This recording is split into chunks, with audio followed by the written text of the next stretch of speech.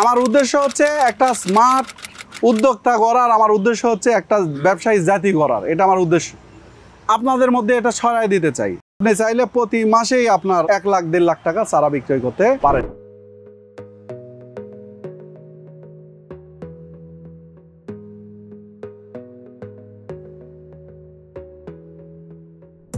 হচ্ছে এটাকে বলে পলি হাউস, গ্রিন হাউসের আদলে এটা করা পলি হাউস। এটার উপকারিতা হচ্ছে গ্রীষ্ম, বর্ষা, শীতে যে কোনো সময়ে আবহাওয়াটা আল্লাহর ইচ্ছায় নিজের কন্ট্রোলে নিয়ে আসা যায়। কিভাবে?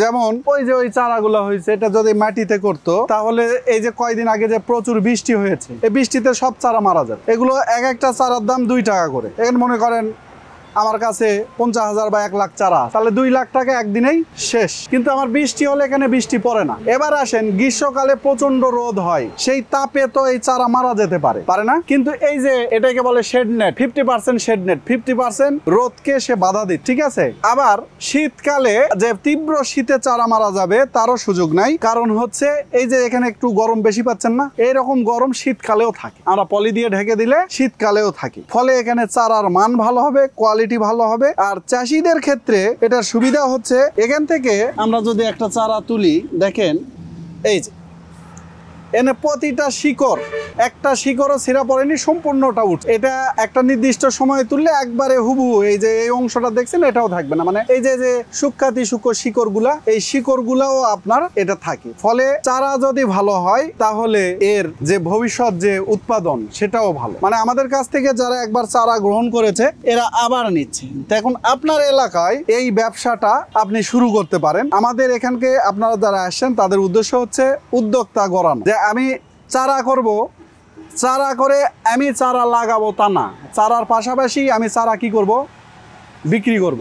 আপনার প্রতি মাসে এখান থেকে যদি চারা রেগুলার আর কোনো এমপ্লয়ি না থাকে, আপনি যদি কাজ করেন, তো আপনি চাইলে প্রতি মাসেই আপনার 1 লাখ 1.5 লাখ টাকা চারা বিক্রয় করতে পারেন এবং এটার ব্যাপক চাহিদা রয়েছে। এখন চারাটা উৎপাদন করবেন কিভাবে? চারা উৎপাদন করার জন্য আমরা প্রসেস দেখাচ্ছি। আমাদের এখানে এই কোকোপিটটা আমরা তৈরি করি, প্রসেসিং করে আমরা তৈরি করি। বাজার যে কোকোপিট আছে, এটা কোকোপিট আমাদের কাছে নর্মাল। আর আমাদের এখানে চাষের জন্য আমরা কোকোপিটটা এখানে তৈরি করি। এই কোকোপিটটা খুব উন্নত এবং এই কোকোপিটটাতে আমি কিভাবে আমরা গাছগুলি রোপণ করি দেখেন একটু। এই কোকোপিট আমরা একটা র্যাকের ভিতর ঢাললাম, ঢালার পর এটা এটা এটা এরকম করলাম, এই দিলাম, দেওয়ার পর এই তো চাপ দিলাম, চাপ দেওয়ার পর এখানে একটু গভীরতা হলো, দেখেন কি কত সুন্দর গভীরতা আছে।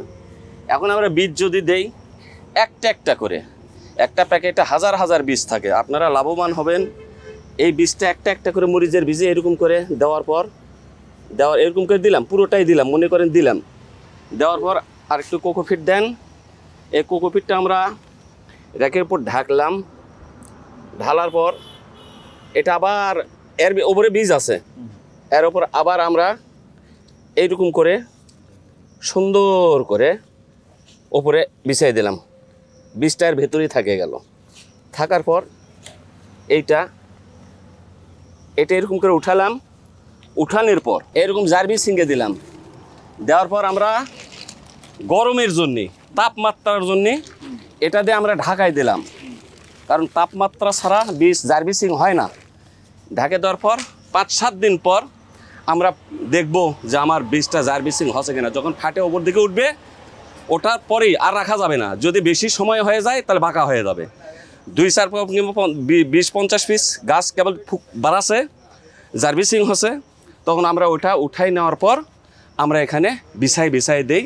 তখন ওখানে সমস্ত গাছে জার্ভিসিং হয়ে ওখানে দাঁড়ায়। চারা উৎপাদন করছেন, হ্যাঁ, মানে নিজেরা চারা নিজেরা উৎপাদন করতে পারেন, বিক্রয়ের জন্য ব্যবহার করতে পারেন। তাহলে এই দিক থেকে আপনারা স্বাবলম্বী হবেন যে আপনাদের কাছে যদি 5টা সিডলিং ট্রে থাকে বা 10টা থাকে, মরিচের চারা করবেন, এক জায়গায় কিনছেন, সেখানে চারা লাগতেছে, দাম লাগতেছে বেশি, আবার যার থেকে নিচ্ছেন তার চারার গুণগত মান খারাপ, ফলে আপনারা কি হচ্ছে, কৃষিতে ক্ষতিগ্রস্ত হয়ে যাচ্ছেন। এটা করলে আপনারা ইনশাল্লাহ ফলাফল ভালো পাবেন। তো আলহামদুলিল্লাহ আমরা চেষ্টা করতেছি যাতে একজন উদ্যোক্তা স্বাবলম্বীভাবে গড়ে উঠতে পারে, সেই সেবা দিতে পারে।